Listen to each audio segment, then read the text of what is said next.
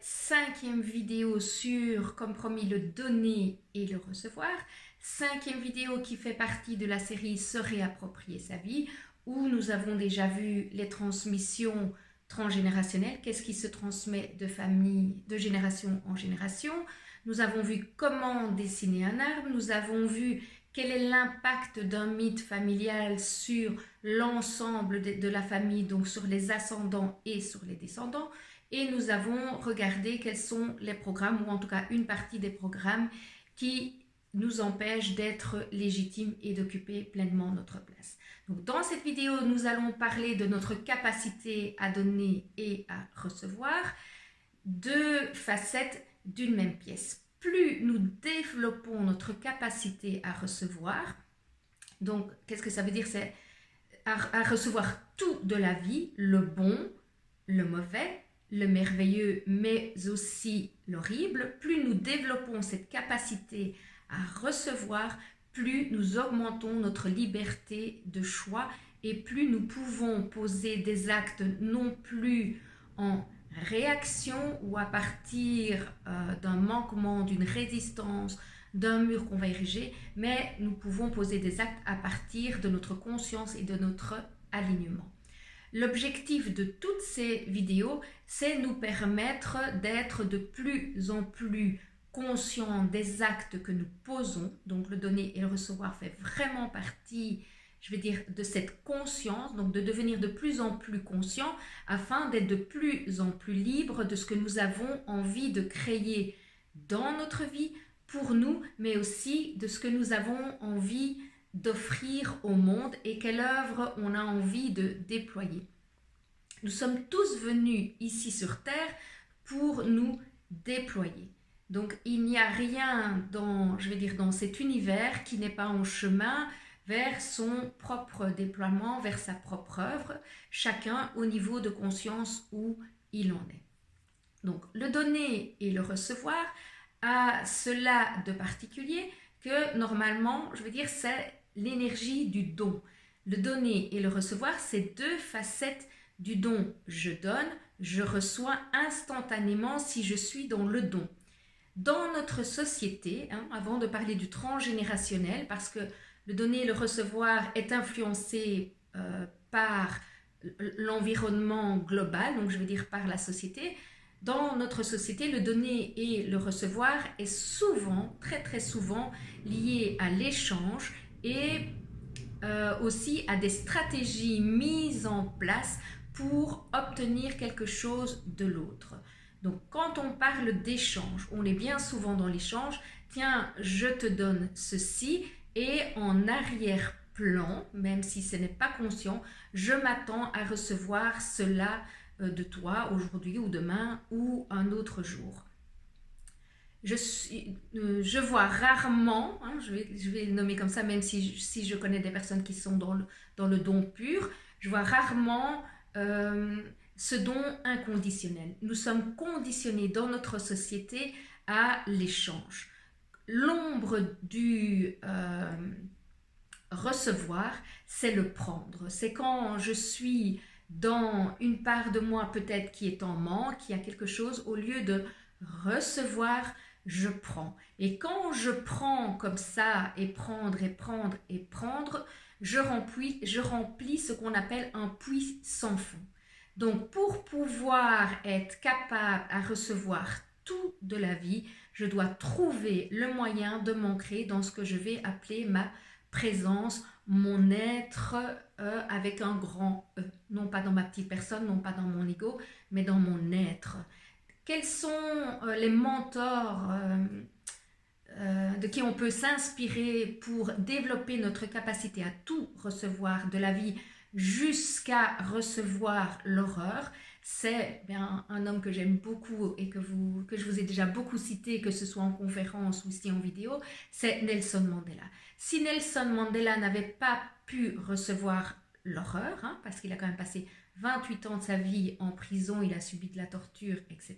S'il n'avait pas pu retrouver en lui la force de recevoir ça, d'être dans le laisser-être de ce qui était, il n'aurait pas eu l'occasion de déployer son œuvre jusqu'au bout. Donc pour moi, cet homme est vraiment une inspiration dans le fait que nous sommes venus déployer notre œuvre et que cette œuvre, elle va se déployer suivant l'ancrage que nous avons dans ce que j'appelle l'être avec un grand E. Un autre exemple qui peut nous inspirer, c'est par exemple Martin Gray, qui est arrivé aussi à œuvrer malgré qu'il a fait partie de ces personnes qu'on a voulu exterminer en 40-45, qu'il a perdu toute sa famille en 40-45, qu'il a reperdu la nouvelle famille qu'il avait créée dans d'autres circonstances. Il a à chaque fois eu cette capacité de transmuter et de dire « je ne subis pas les événements », je choisis de vivre cette vie jusqu'au bout et de l'accueillir jusqu'au bout. Donc notre capacité à recevoir est liée à ce que nous faisons au premier stage au mois de septembre, à dire oui pleinement à la vie. Alors, que puis-je dire encore par rapport à ça?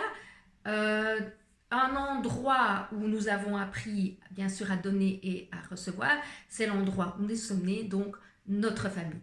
Comment le donner et le recevoir était fluide ou pas dans notre famille. Normalement, nos parents devraient nous donner inconditionnellement.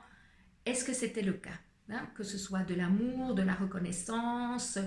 Dans un arbre familial, c'est toujours les grands qui donnent inconditionnellement aux petits, et de toute façon, si on regarde quand on est dans le don, on reçoit automatiquement. On va recevoir le sourire de l'enfant, on va recevoir sa joie, on va recevoir automatiquement, mais peut-être pas ce qu'on voudrait, ce qu'on estime devoir recevoir. Et dans l'arbre familial, eh bien, les parents donnent aux enfants, les enfants redonnent à leurs enfants, et normalement, le donner et le recevoir, comment je vais dire, passe de génération en génération de manière inconditionnelle, ce qui n'est pas toujours le cas, notamment dans toutes les familles où il y a des programmes d'exclusion, donc où on dit toi je suis d'accord de te donner, mais toi je ne suis plus d'accord de te donner.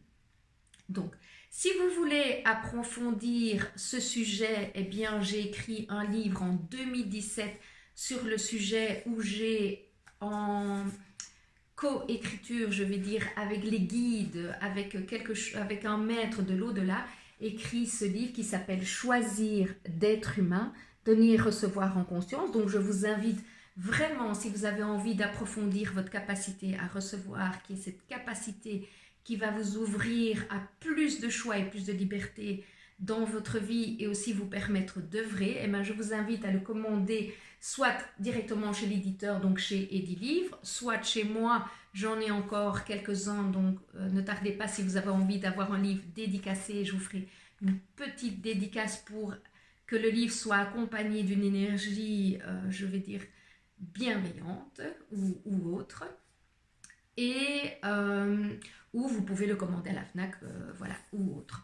Donc le donner et le recevoir nous offre la possibilité de nous réapproprier notre capacité de choix et de nous permettre de remettre de la conscience sur nos actes.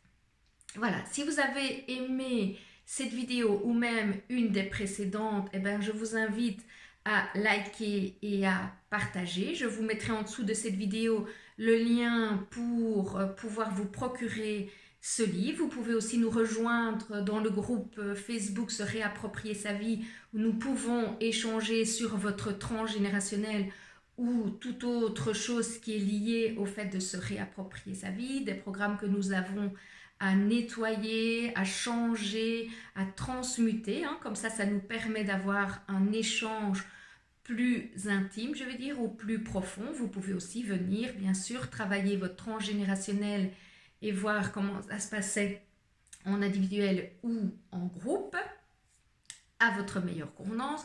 Donc vous aurez mes coordonnées de nouveau en dessous de la vidéo.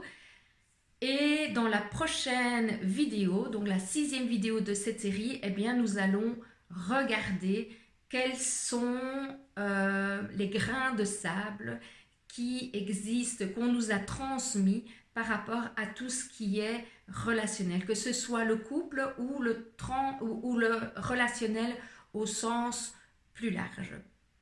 Donc, je vous dis à bientôt pour la prochaine vidéo sur les relations et je vous souhaite en attendant de travailler votre capacité à recevoir tout de la vie, le bon, le mauvais, le beau et l'horrible. À bientôt.